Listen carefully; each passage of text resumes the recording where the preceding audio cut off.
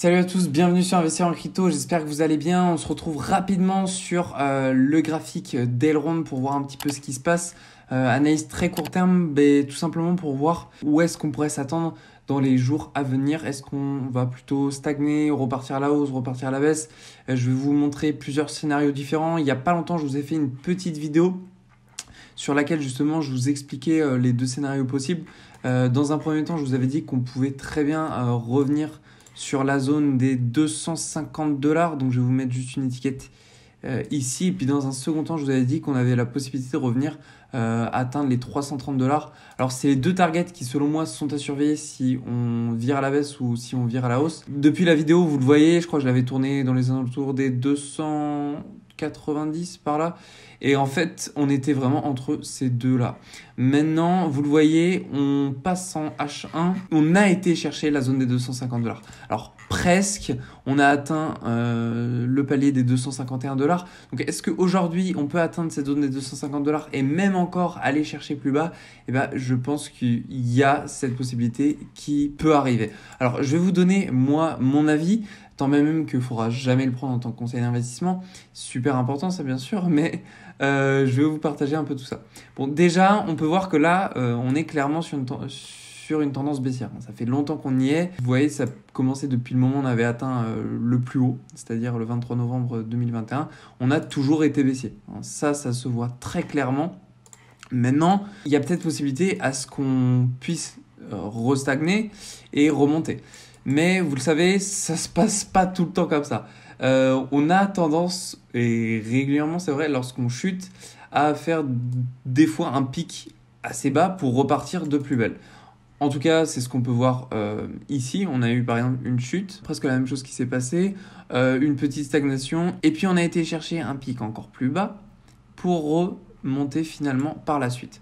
Donc il y a cette possibilité qu'on puisse aller chercher un pic rapidement vers le bas, c'est-à-dire peut-être la zone des 240 $, prix psychologique encore une fois, pour remonter à la hausse. Ça, c'est tout à fait envisageable. Mais moi, ce que j'ai à vous montrer, c'est plutôt des pics extrêmement pessimistes, et je vous les montre tout simplement parce qu'il faut être plutôt prévoyant sur ce genre de choses. Je préfère vous annoncer le pire, comme ça on est à l'abri des choses. Je tenais à vous dire aussi, pour ceux qui n'étaient pas au courant, le Maillard Exchange est redevenu disponible, ça fait de ça 24 heures maintenant. C'est plutôt une bonne nouvelle, ça n'a pas changé le cours. Il n'a pas augmenté depuis le fait que c'est refonctionné. Mais voilà, ça reste quand même une bonne nouvelle, donc c'est à prendre en compte. Donc là, si on dézoome et qu'on regarde à long terme, vous pouvez voir qu'on a carrément cassé le support de notre canal long terme. Alors ça, c'est pas ouf. Très sincèrement, ça ne me plaît pas. Bon, après, ça ne reste que des bougies en daily. Vous voyez, c'est le canal long terme, il est juste ici.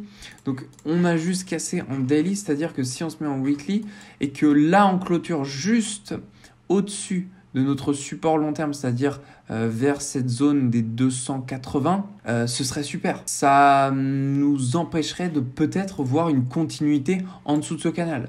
Après, bien évidemment, et ça c'est super important, je vous le dis, c'est pas parce qu'on voit une continuité linéaire ici, en mode logarithmique, qu'on va continuer dans ce canal-là. Même si on pourrait s'y attendre, dans tous les cas, un jour ou un autre, il va falloir que ça casse ici, c'est sûr et certain. On ne peut pas rester dans ce canal pendant 100 années. Si on s'en tient à ce qu'on voit là, il y aura forcément qu'on fasse une continuité en cassant le support long terme. C'est-à-dire qu'on aurait cette possibilité de rester là entre les 250 $ et 350 $. Donc ça, ok. Maintenant, si on va chercher des targets à la baisse, on va se mettre en H1, on va analyser ça de plus près.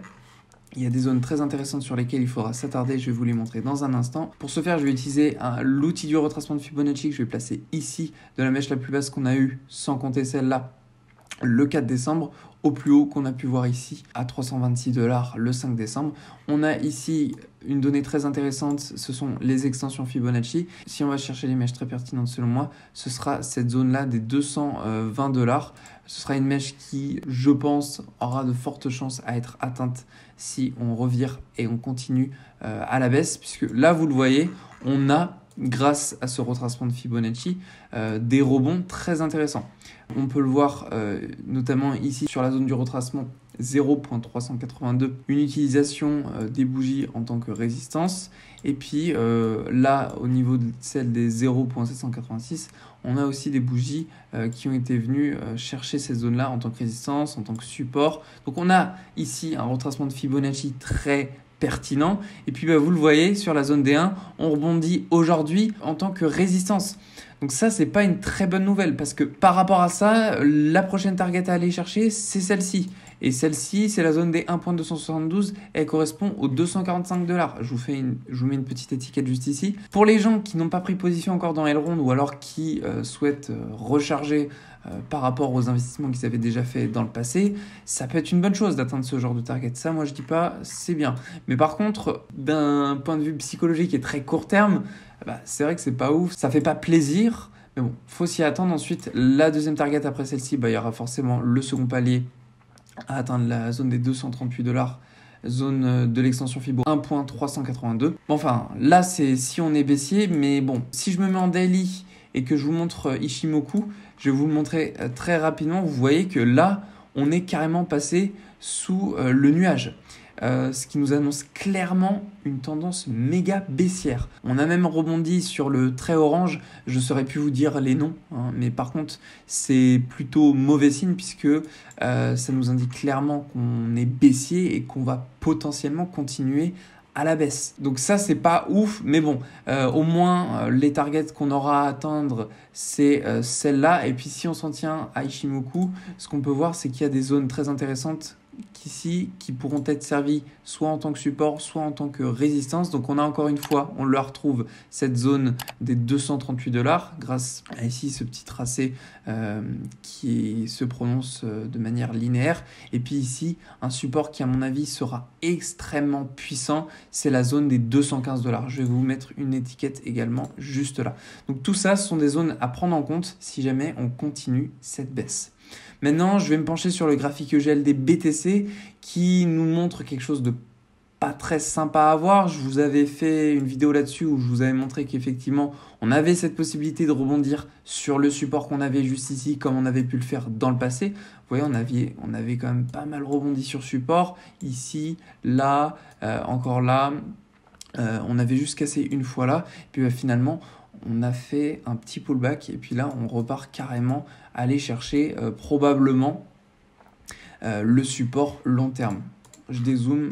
Voilà à quoi correspond le support long terme. C'est celui qui a été touché ici au début, avril 2020, ici, décembre 2020, là, août 2021. On a là un graphique sur lequel on pourrait très bien voir le Bitcoin stagner et la crypto EGLD descendre. Donc ça pourrait indiquer une mauvaise nouvelle sur notre graphique EGLD face au dollar. En revanche, si on voit la crypto Bitcoin continuer son ascension, c'est-à-dire atteindre les targets comme 50 000, 55 000 $, eh bien on pourrait voir alors la crypto EGLD face au dollar stagner autour de la zone des 250 $. Ce serait plutôt une bonne chose parce que je me dis, tiens, si au niveau du Bitcoin on monte mais que là on stagne, eh bien il y a de fortes chances qu'on parte violemment à la hausse d'ici le moment où la crypto l'aura voulu. Donc ça c'est plutôt un bon point, mais ce n'est qu'un bon point que si ça se réalise de la sorte. Parce que si on a là une continuité du graphique EGLD-BTC qui continue et qui va chercher ici ce support-là et que le Bitcoin, lui, en même temps, descend, alors là, c'est avec certitude, nous allons également descendre et aller voir des bas plutôt conséquents pour la crypto EGLD. Et je pense que la dernière target sur laquelle on pourra s'arrêter, ce sera celle des 215 $. Bien sûr, on n'est pas à l'abri que ça parte encore plus bas comme la zone ici des 200 $. Mais enfin, dans tous les cas, aujourd'hui, on a une crypto-monnaie qui est quand même très bullish. On va se mettre en weekly pour voir ça. Vous le voyez, on est depuis le début, carrément, on est depuis le début presque dans une ascension permanente. On ne s'arrête jamais.